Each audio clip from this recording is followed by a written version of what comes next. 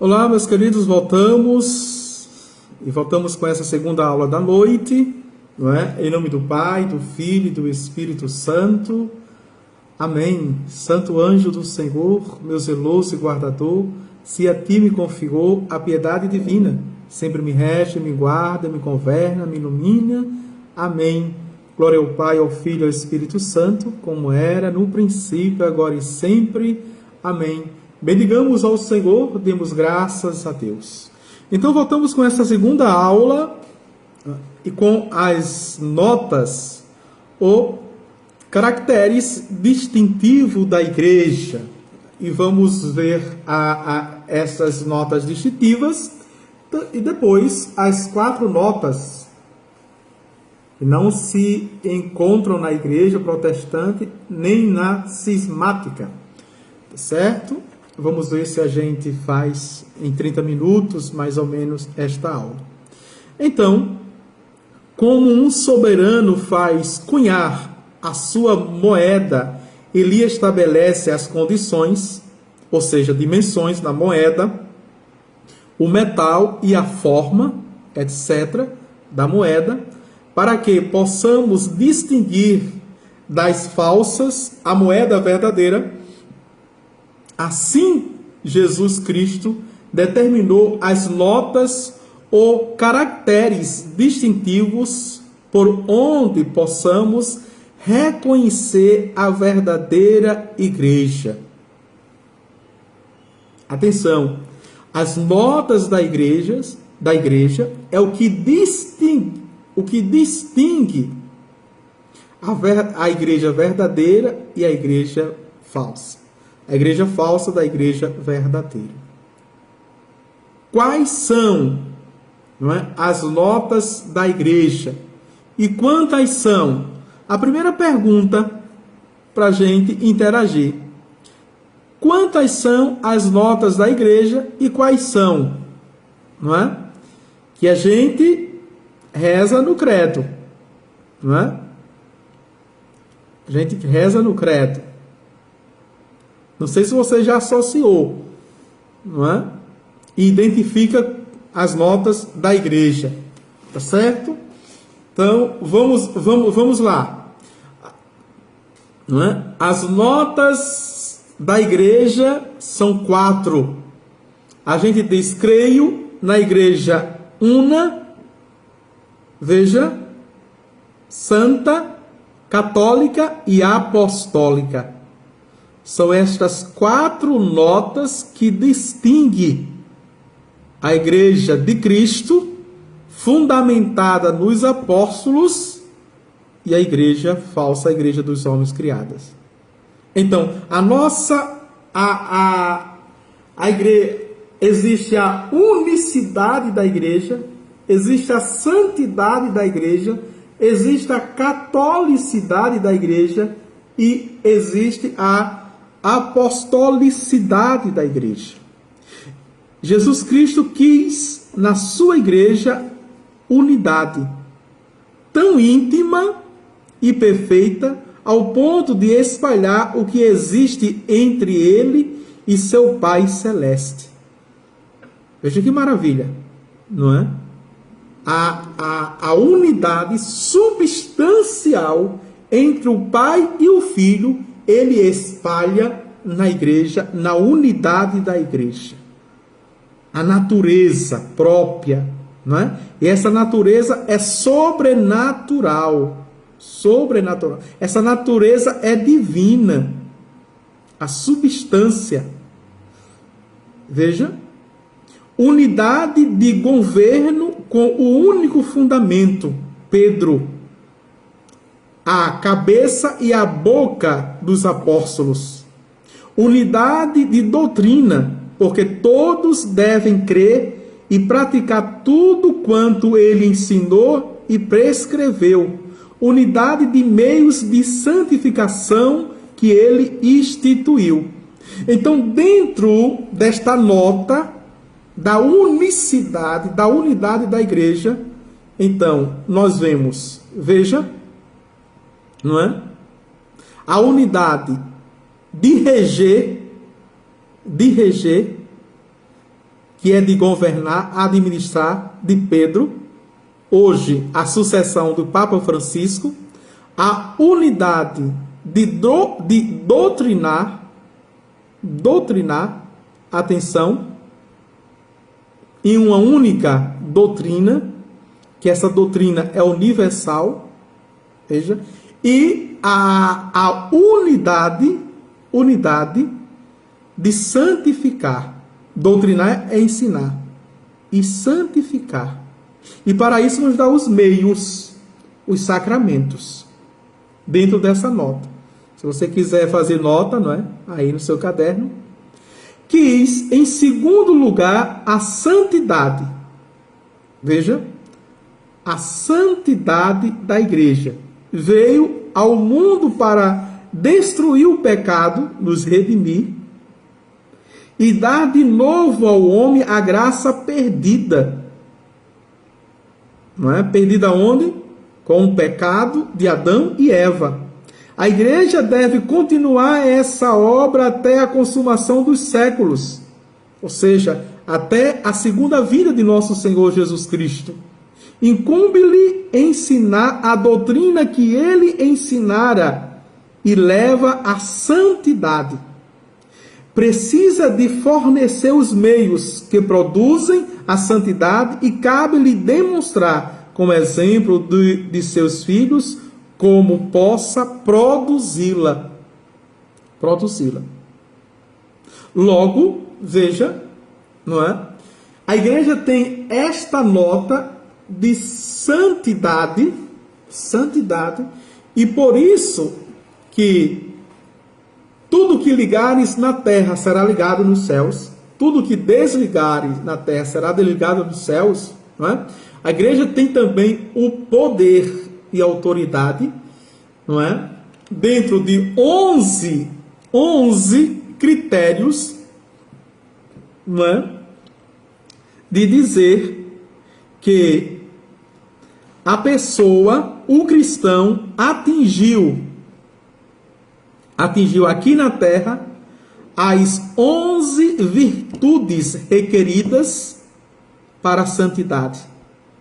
E por isso ela, veja, dentro da divina liturgia, ela proclama e anuncia para todo o mundo que aquele filho de Deus, que aquela filha de Deus, não é, pode subir a glória dos altares, se tornar glorioso. São João Paulo II, São Padre Pio, participa agora da glória de Cristo. Aqui, dentro dessa igreja. Vamos avante? Então, a igreja também deve ser católica, isto é, universal, que vem de catalon, total. Catalon quer dizer no grego total. Católico, não é? Universal. Adaptada a todos os lugares e tempos, não é? Inculturação. Agora atenção, não é? A inculturação não é perder as suas características, não é? Mas assumir a cultura para cristianizá-la, para anunciar Cristo. Vamos avante? Jesus Cristo deu aos apóstolos a ordem de lhe prestarem testemunho até os extremos da terra e prometeu estar com eles até a consumação dos séculos.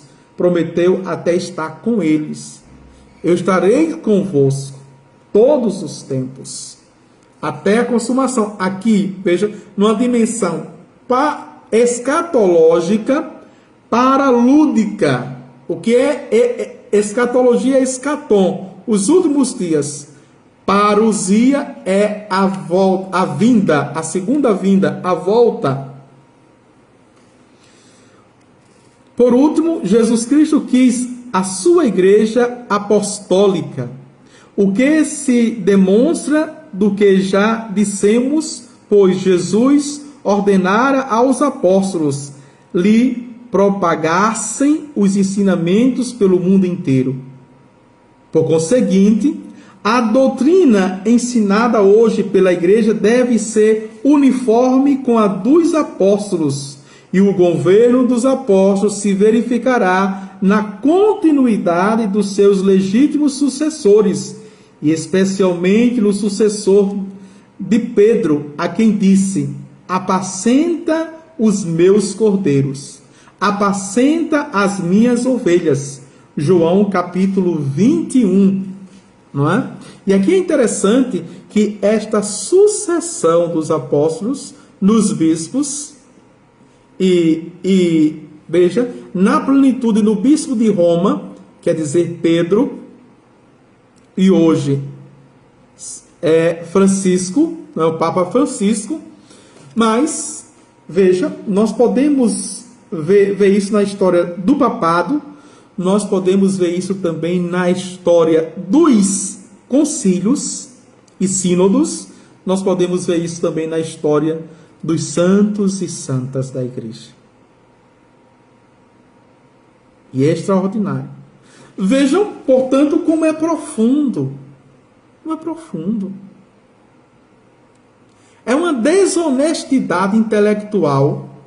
E eu não posso nem dizer isso, se existe intelectualismo, se existe inteligência. Que pessoas que não conhecem a igreja, que não são da igreja, que não sofrem as augúrias deste tempo, não é? Discorrem comentários, veja, comentários que querem depreciar, desfigurar, marginalizar a igreja, inferiorizá-la, sem conhecê-la. Eu costumo dizer, quem conhece a igreja católica, não é? Se não for apaixonado, se apaixona. Nós temos tudo na igreja católica. Por isso que alguns cardeais estão dizendo, eu acho que vocês já ouviram, não é? Que a igreja católica, não é? Está perdendo os maus cristãos e os bons cristãos está ganhando. Porque os maus cristãos estão deixando a igreja e os bons cristãos estão voltando para a igreja. Ou seja, nós estamos acompanhando, não é, uma volta de pastores há anos formados, que são mestres em teologia, são doutores em teologias, não é, que quando começaram a estudar profundamente, com seriedade, a patrística e a história da igreja, não é, voltaram. Não é? E nós temos alguns, o Henri Neumann, não é? Que se tornou cardeal, é um santo, e que deixou um acervo para nós, né, monstruoso, comentários de sermões belíssimos. Vejam, não é? Nós temos o Duns Scoto, não é? Também, que era pastor, e centenas e centenas que estão voltando. Atual, bons cristãos, os maus cristãos estão saindo. Aquilo que o Papa Emérito Bento XVI disse, né, quando estava fazendo uma viagem apostólica, missionária, que mais ou menos no ano de 2008, 2009, né, que a igreja estava perdendo fiéis. O Papa disse simplesmente que a igreja não perde os fiéis, porque quem é fiel fica na igreja. A igreja está perdendo os infiéis, que nunca foram igreja, de fato. Nunca foram igreja. Tá certo? Vamos para o segundo ponto. Já estamos em quantos minutos? 15 minutos. Vamos para o segundo ponto. as 4 notas não se encontram na igreja protestante nem na cismática. Por isso que distingue. Então, a gente não vai encontrar em nenhuma igreja cismática, apóstata e herética, a igreja protestante. A gente não vai encontrar unicidade, a gente não vai encontrar santidade, veja, a gente não vai encontrar catolicidade e a gente não vai encontrar apostolicidade. Essas 4 notas. Não sei se você já percebeu isso. Não é? Olhe para qualquer denominação. Desde as igrejas tradicionais, como as igrejas anglicanas, a igreja presbiteriana, a igreja calvinista, a igreja luterana e a igreja também usicliana. Eu não quero nem falar dessas igrejinhas hoje, porque para a história a Assembleia de Deus é uma igrejinha para a história, não é? Então, nenhuma dessas igrejas mais antigas, que até o Conselho de Igreja, o CONIC, considera a igreja, tem unicidade, tem, veja, santidade. Qual é a igreja protestante que faz santo? Me diz aí. Não. As igrejas, quando brigam, pastores com pastores, presbítero com presbítero, diácono com diácono, eles se deixam. Aqueles que se acham que já manuseiam a Bíblia, se tornou sabidinho, aluga uma casa, uma garagem, um boteco e faz a sua igreja. Pronto. Não existe unidade. Portanto, não existe comunhão. Não existe santidade. Aonde existe santidade fora da igreja católica? Não existe. Não existe catolicidade, ou seja, universalismo. Totalmente. Não existe apostolicidade. Qual é a igreja dessa? Que vem da tradição dos apóstolos. Vejam. Então, não é apenas, me desculpe, viu, o termo agressivo, não é apenas burrice deixar a igreja católica, qualquer uma dessa, como é loucura. Loucura. Muitos vão colocar aí no comentário, quando ouvirem essa aula. Não é? Comentários agressivos, que não vão aceitar, mas é loucura. Vamos avante? Ora, 3 são as igrejas que se dizem cristãs: a protestante, a cismática, a romana. Qual das 3 possui as notas exigidas por Jesus Cristo? Não é? Porque eles nos acusam assim, que nós somos a igreja romana, não é? E aí eu já dei a resposta. Então, existem as igrejas protestantes, as igrejas cismáticas e a igreja romana, não é? Por igreja protestante, entendemos as seitas heréticas, olha o termo, viu, que eu já disse na aula anterior, as seitas heréticas nascidas no século XVI, Martinho Lutero. 3, as principais, que depois se subdividiram em muitas outras: os luteranos de Lutero na Alemanha, os calvinistas de Calvino na Suíça, não é? Os anglicanos de Henrique VII na Inglaterra. Não é? Historicamente nós dividimos assim, tá certo?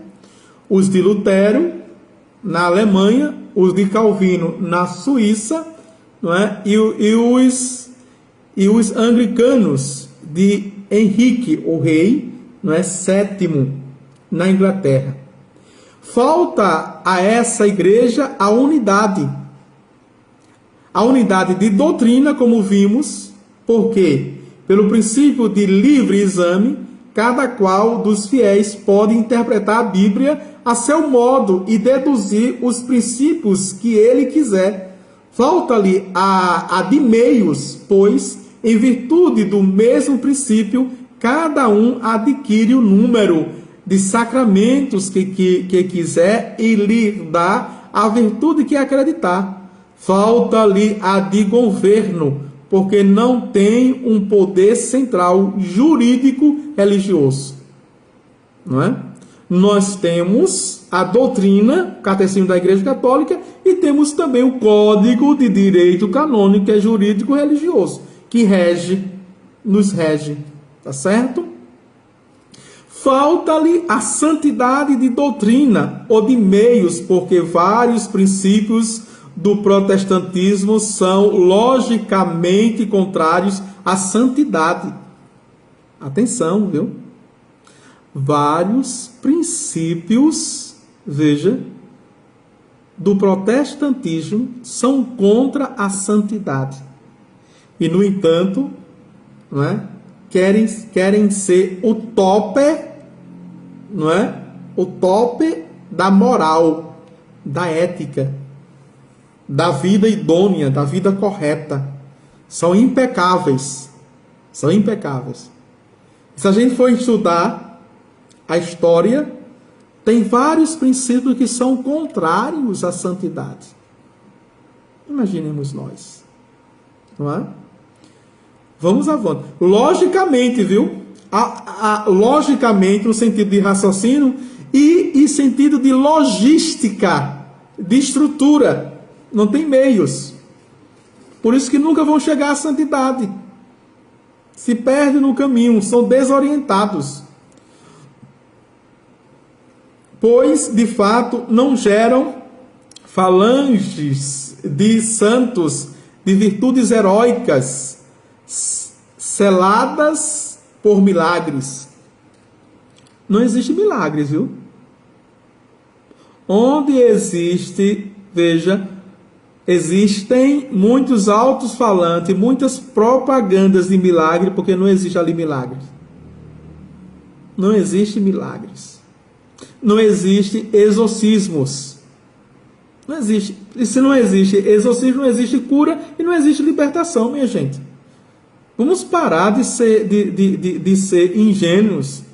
Vamos deixar que eles nos enrolem.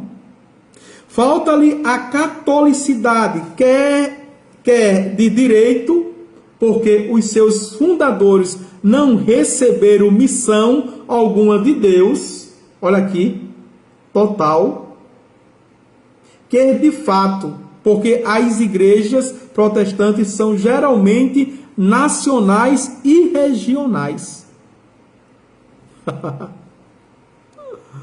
Veja, aqui é implacável, né? Aqui é implacável. Aqui é o martelo dos hereges. Martelo dos hereges. Veja, falta-lhe ainda a apostolicidade, que é de doutrina, porquanto os ensinamentos do protestantismo andam em contradição com a doutrina pregada pelos apóstolos, afirmada pelos documentos e molumentos dos primeiros séculos, que é a de governo, porque não há nele uma autoridade suprema. Cada qual é ali mestre, autoridade e sacerdote a um tempo. Veja só. Então, não existe. Não existe segurança, não existe substância, não existe nada. E eu costumo dizer que não é? Fazem um desserviço. E como exorcista, eu vou me expor aqui dizendo isso, não é?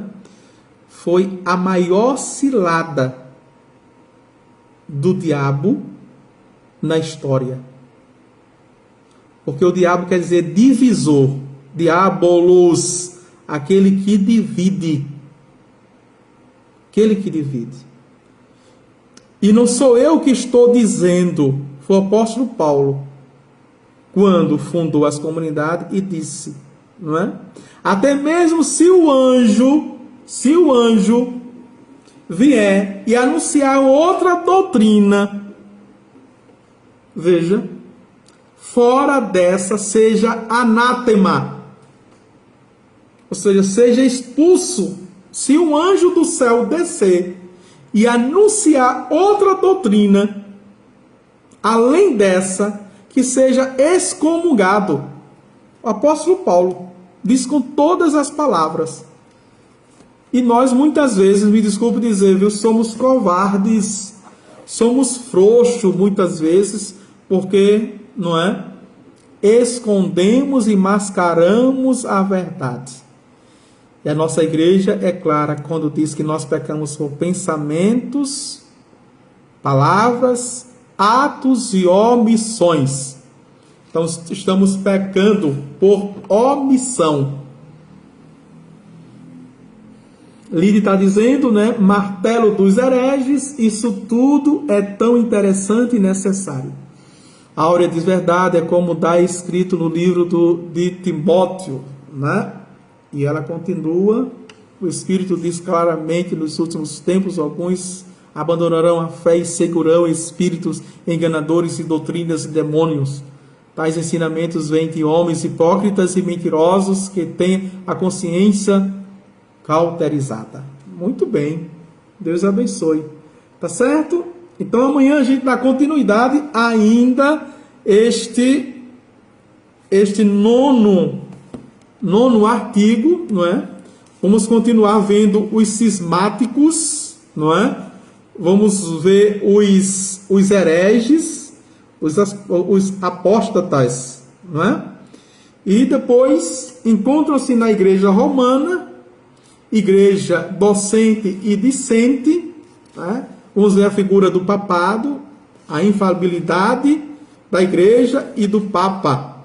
Eu acho que tem mais de 2 a 3 aulas, não é? Para terminar este artigo, o artigo 9.